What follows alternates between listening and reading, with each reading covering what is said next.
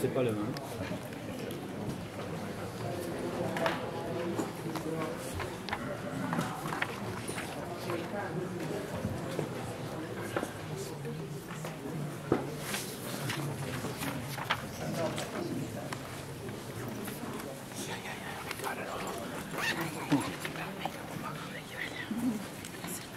Bien, nous allons commencer. Je vous souhaite la bienvenue à tous. Mon nom est Marc Politor, je suis journaliste belge. Je suis chargé d'animer ou de modérer la première partie de cette matinée. D'autres succéderont. Pour des informations techniques, vous savez que les débats, les discussions de cette journée sont traduits en plusieurs langues. Le canal 1 est l'anglais, le canal 2 le français, le canal 3, le russe, le canal 4, le japonais. Channel 1 English, Channel 2 French, Channel 3 Russian, Channel 4 Japan. Merci à tous d'être là. Je vais immédiatement donner la parole à M. Rémi Pagani, qui est membre du conseil administratif de la ville de Genève, qui est ancien et futur maire de la ville, une ville qui, je crois, les organisateurs tiennent à le souligner, a apporté une contribution importante qui a permis l'organisation de ce colloque. M. Pagani, je vous donne la parole.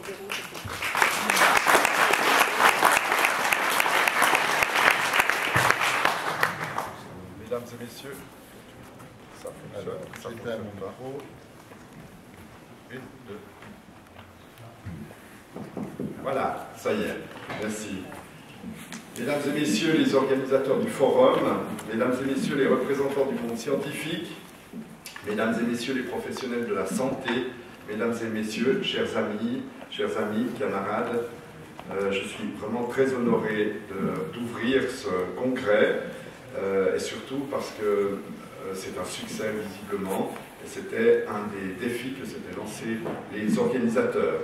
C'est un plaisir pour moi de vous souhaiter à toutes et à tous, au nom des autorités de la ville de Genève, une très cordiale bienvenue dans notre ville à l'occasion de ce forum scientifique et citoyen sur la radioprotection. J'aimerais d'emblée saluer l'initiative des organisateurs et les féliciter car le thème de ce forum est évidemment un thème crucial, je dirais même vital, pour chacune et chacun d'entre nous, nous qui sommes sur cette planète sur laquelle nous avons le grand privilège de pouvoir vivre, mais que nous devons impérativement et à tout prix préserver. Il est vrai que les désastres de Tchernobyl et de Fukushima sont bien sûr encore dans toutes les mémoires et qu'ils ont indéniablement frappé nos esprits et les esprits de toute l'humanité. On peut même dire sans crainte qu'ils ont choqué et même traumatisé les populations. Mais nous le savons aussi, dans cette ère de zapping et de l'instantanéité, chacun a rapidement tendance à effacer et à oublier très rapidement et très vite. Une catastrophe en chasse l'autre. C'est la raison pour laquelle il est fondamental de rappeler, d'informer et de sensibiliser aux conséquences terribles de ces événements, aux impacts qu'ils ont eus sur l'environnement et sur la santé et le monde et le mode de vie des populations touchées. J'aimerais ici dire que notre municipalité, et personnellement, nous avons suivi les personnes qui font un piquet devant l'OMS, je tiens à les remercier vivement, ça fait exactement le même temps. Moi, je suis devenu conseiller administratif et eux sont restés devant l'OMS par tous les temps et j'aimerais vraiment qu'on les applaudisse parce que c'est vraiment un effort considérable qu'ils ont fait.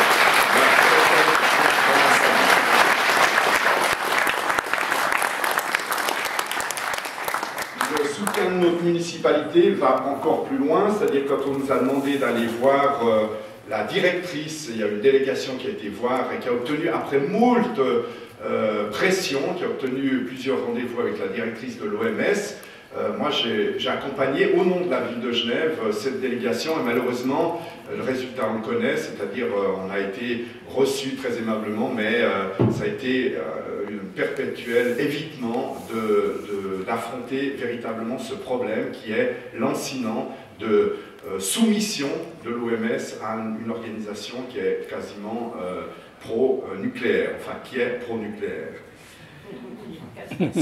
certainement pro-nucléaire. C'est la raison pour laquelle la ville de Genève apporte donc son plein soutien à votre forum et elle espère que vos discussions et débats permettront de faire avancer la cause de toutes celles et tous ceux qui considèrent à juste titre que la société civile doit se prendre en charge et ne jamais hésiter à faire entendre sa voix lorsque l'enjeu l'impose. Or, dans ce cas précis, l'enjeu est crucial et le moment propice au changement. Les opinions publiques ne sont plus prêtes aujourd'hui à accepter les discours lénifiants et rassurants.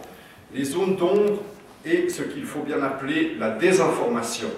L'accident nucléaire de Fukushima, bien au-delà de ce qui s'était produit avec Tchernobyl, a complètement changé la donne et entraîné ainsi des conséquences certaines sur l'industrie nucléaire du monde. De nombreux pays ont été amenés à reconsidérer la part, voire l'existence même du nucléaire dans leur production énergétique, ainsi que la fiabilité des équipements en cas d'accident. Mais malheureusement, il faut le dire, je citerai juste un petit exemple pour la Suisse, très concrètement, notre ville a soutenu tous les habitants autour de la centrale nucléaire de Mühlberg qui devait se voir prolonger de 40 ans. On a gagné, et c'est extraordinaire, les habitants faisant recours ont gagné devant les tribunaux. Heureusement que cette séparation des pouvoirs existe et qu'en Suisse, on a la possibilité d'avoir une justice, j'ose dire, qui est, je ne veux pas dire neutre, mais en tout cas une justice qui fait son rôle, qui est un contre-pouvoir. Et malheureusement, alors que les autorités fédérales, Mme Leuthard a décidé d'arrêter, de ne pas prolonger ces centrales nucléaires, quelques temps après, y compris le Conseil fédéral, a fait recours, et Mme Leuthard elle-même a fait recours contre la décision de la justice suisse. Et on est dans une sorte de tango qui est effectivement extrêmement désagréable. Les autorités publiquement annoncent qu'elles arrêtent le nucléaire, en tout cas en ce qui concerne les vieilles centrales, qu'elles ne prolongeront pas le délai qui est de 40 ans, et par derrière, ou même y compris quelques mois après, décident de prolonger ces centrales nucléaires. C'est extrêmement désagréable, et non seulement désagréable, mais il faut qu'on se mobilise pour résister. Et je donnerai un deuxième exemple, c'est le Bugey, juste à 60 km d'ici, qui va servir de réceptacle temporaire des déchets nucléaires. Le conseil municipal, enfin la ville de Genève et le conseil administratif, et cette fois, il faut le soulever, le conseil d'État de la République et canton de Genève ont décidé de faire recours, et nous avons fait il y a quelques jours recours contre ce dépôt de déchets nucléaires. Voilà, mesdames et messieurs, il est désormais acquis, il y aura un avant et un après Tchernobyl, et un avant et un après Fukushima. Les partis politiques doivent infléchir leur position pour se conformer aux attentes des populations. Il va en outre être de plus en plus compliqué de développer de nouveaux projets et nous devons impérativement les rendre plus compliqués, voire impossibles. Les financements seront de plus en plus difficiles à trouver et l'opposition des populations locales sera un véritable frein à l'implantation de telles centrales nucléaires.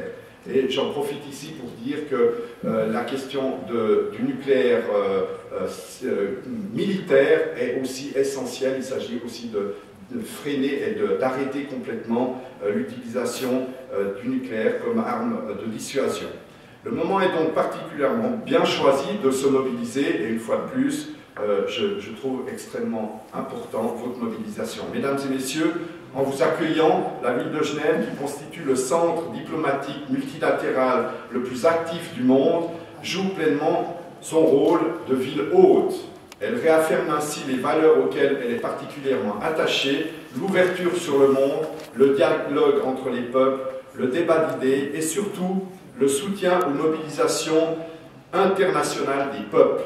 Je souhaite vivement que ce forum de 2 jours à Genève vous permette d'accomplir des progrès marquants pour pouvoir ensemble protéger la planète et ses populations. Je vous remercie de votre attention.